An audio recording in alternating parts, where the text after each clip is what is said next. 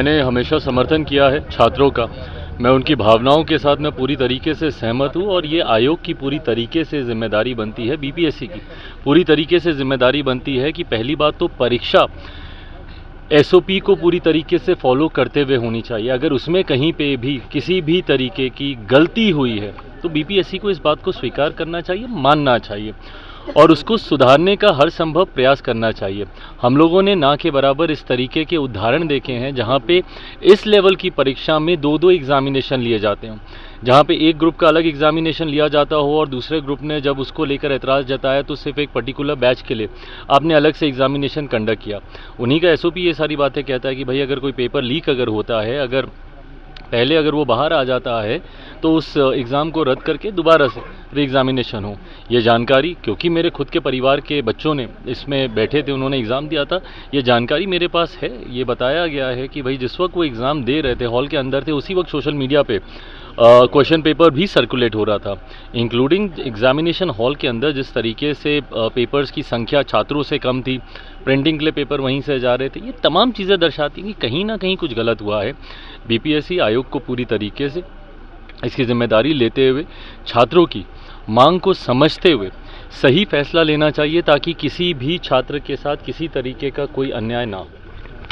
देखिए, जब सुनवाई हो ही रही है, इसमें किसी की राजनीतिक टिप्पणी या किसी भी दूसरे व्यक्ति को इसमें बोलने का कोई हक, कोई अधिकार नहीं है।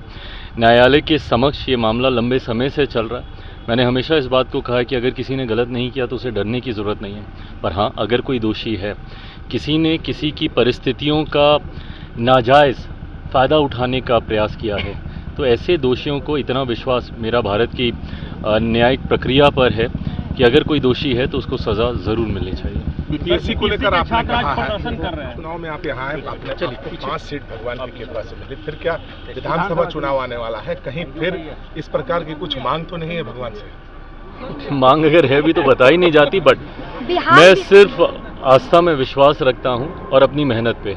मुझे ये पता है कि अब मेहनत आपके हर लक्ष्य को, हर सपने को पूरा कर। बिहार विधानसभा चुनाव से पहले तेजस्वी यादव पहुंचे हिना साहब से मिलने के लिए। अच्छी बात है, उनके पुराने संबंध, चुनाव में परिवार से दूरी बना लिए थे, उनके पुराने संबंध रहे, मुझे नहीं पता। ये बात सही है, लोकसभा चुनाव के वक्त राजद और हिना साहब जी के परिवार में बातचीत नहीं थी, पर अभी अगर बातचीत हो रही है, जैसा मैंने कहा कि पहले दोनों ने साथ काम किया हुआ है, तो इसमें कोई आश्चर्य किसी को नहीं होना चाहिए। हाँ सर, केजरीवाल को चुनाव आयोग ने फटकार लगाया है यमुना सफाई को लेकर, टिप्पणी को लेकर। नहीं, बिल्कुल, और ये वही राजनीतिक दल है और ये उसी राजनीतिक दल के प्रमुख हैं जिन्होंने सिर्फ इन्हीं बातों को, आज की तारीख में अगर ये विश्वास मुझे है कि 8 तारीख को जब परिणाम आएंगे तो भारतीय जनता पार्टी के नेतृत्व वाली एनडीए की सरकार बनेगी। कारण है क्योंकि पिछले 10 सालों से जिस तरीके से सिर्फ झूठ बोलकर और झूठी बातें कर वह आंदोलन भी याद कीजिए, अन्ना जी के आंदोलन में जब ये लोग रामलीला के मैदान में ये लोग बैठे हुए थे, क्या क्या बातें बोलते थे, यही सारी बातें बोलते थे जिन बातों को आज झुठला कर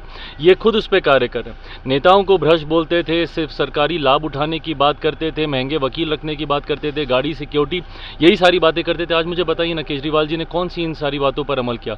उन्होंने हर उस बात को अपनाने का काम किया जिसके विरोध में वो वहाँ अनशन पर बैठे थे। और तो और दिल्ली के लोगों से जिस तरीके से उन्होंने झूठे वादे किए, आज हर मन से स्वीकार ही कर रहे हैं ना वो कि मैं पिछले 5 सालों में उन वादों को पूरा नहीं कर पाया। यमुना की सफाई को लेकर उन्होंने वादा किया था, पॉल्यूशन को लेकर, दिल्ली में इंफ्रास्ट्रक्चर को लेकर।